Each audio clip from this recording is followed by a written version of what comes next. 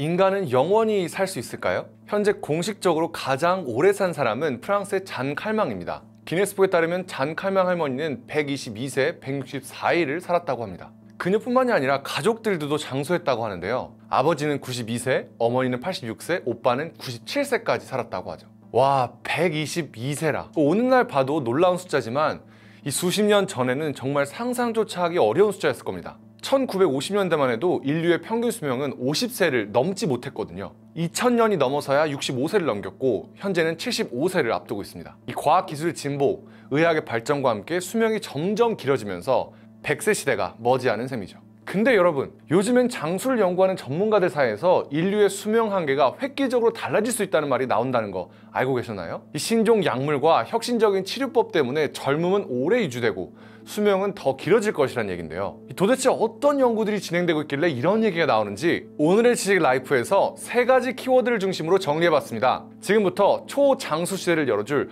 3가지 비밀에 대해서 알아보시죠. 첫 번째는 교체하다입니다. 지난달 세계적인 테크 잡지 MIT 테크놀로지 리뷰에 윤리적으로 조달된 여분의 인체는 의학의 혁명을 일으킬 수 있다는 제목의 기고가 올라왔습니다. 이걸 보고 전 세계 의학계에서는 난리가 났는데요. 이 기고를 쓴 미국 스탠퍼드대 연구진은 사람의 줄기세포를 배양해서 만든 여분의 인체인 보디오이드를 연구하자고 주장했습니다. 이 보디오이드란 쉽게 말해서 감각과 의식이 없는 사람의 몸입니다. 이해가 잘 안 된다면 편의상 뇌가 없는 사람의 몸이라고 생각하시면 될 텐데요. 뇌가 없는 사람의 몸이라 듣는 순간 징그럽다는 생각과 함께 거부감이 좀 들죠. 보디오이드를 왜, 어떻게 만들어야 되는지 너무 궁금해서 오지랖이 직접 필자 중 한 명인 나카우치 히로미스 스탠퍼드 의대 교수를 인터뷰했습니다. 먼저 나카우치 교수에 대해서 좀 설명을 드리겠습니다.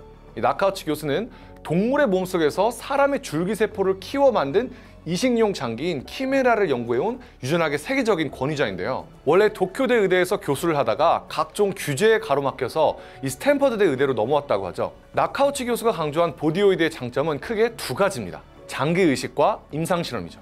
그는 보디오이드에 대해 자동차가 말썽을 부리면 고장난 부품을 갈아 끼우듯이 이 늙거나 망가진 장기를 보디오이드에서 나온 새 것으로 바꿔 끼울 수 있다고 합니다. 현재 전 세계적으로 이식받을 장기를 구하지 못해 죽어나간 사람이 수십, 수백만 명에 이르는데 보디오이드가 있다면 완벽한 장기를 구할 수 있다고도 합니다. 저도 완벽한 장기라는 말이 궁금해서 이 표현에 대해서 물어봤거든요. 나카우치 교수는 보디오이드는 환자의 줄기세포를 활용해 만들기 때문에 유전적으로 환자와 100% 일치한다고 합니다. 원래 다른 사람의 장기를 이식받으면 이 면역체계에서 거부 반응을 일으켜서 면역 억제제를 먹어야 하거든요. 면역 억제제는 각종 부작용 논란이 있는데 이런 문제들이 단번에 해결된다는 거죠. 게다가 어떤 질병이나 손상이 없는 최고 상태이기 때문에 말 그대로 이상적인 장기라고 합니다. 저는 이 얘기를 듣고 사실 어느 정도 필요성을 인정해야 된다는 생각이 들었습니다. 보건복지부에 따르면 2023년 기준 우리나라의 장기 이식 대기자는 5만 1,816명이었습니다. 같은 해 2,907명이 장기 이식을 기다리다가 숨졌고요.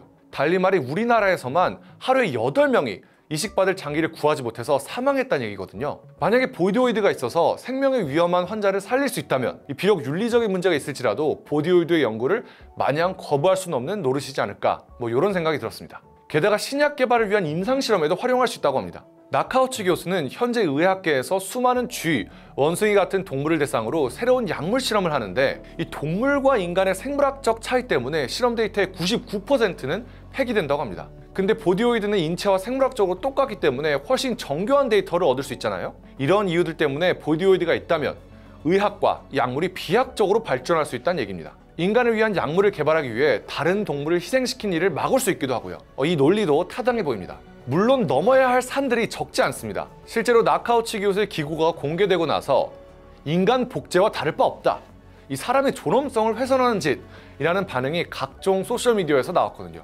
그래서 나카우치 교수도 기술적인 준비는 돼 있지만 윤리적인 문제와 사회적 반발 때문에 보디오이드가 세상에 나오기까지 시간이 걸릴 수 있다고 우려했습니다. 심지어 기억과 의식을 디지털 데이터로 만들어서 컴퓨터에 전송하는 이 마인드 업로딩 기술도 연구가 한창이잖아요. 만약 기억을 데이터로 이 장기를 부품으로 대체하는 미래가 온다면 인간 내지 인간다움에 대한 정의가 다시 필요할 것 같습니다. 이 충분한 사회적 논의도 필요하겠죠. 과학의 도약이 인간의 교만으로 이어지지 않길 바랄 뿐입니다. 두 번째는 제거하다입니다. 여러분 혹시 미국의 억만장자 브라이언 존슨이라는 사람에 대해 들어보셨나요? 이 사업가인 브라이언 존슨은 젊음을 유지하기 위해서 매년 약 200만 달러를 투자한다고 합니다. 매일 영양보충제 54알을 먹고 이 고압 산소실에서 순수한 산소를 마시는 등 온갖 방식으로 젊음을 유지한다고 하죠. 특히 아들의 혈장을 자기 몸에 주입하는 회춘법으로 세간의 이목을 끌었습니다. 젊은 피를 수혈해서 자기 몸을 젊게 유지한다. 뭔가 기괴하기도 하고 마치 공상과학 영화나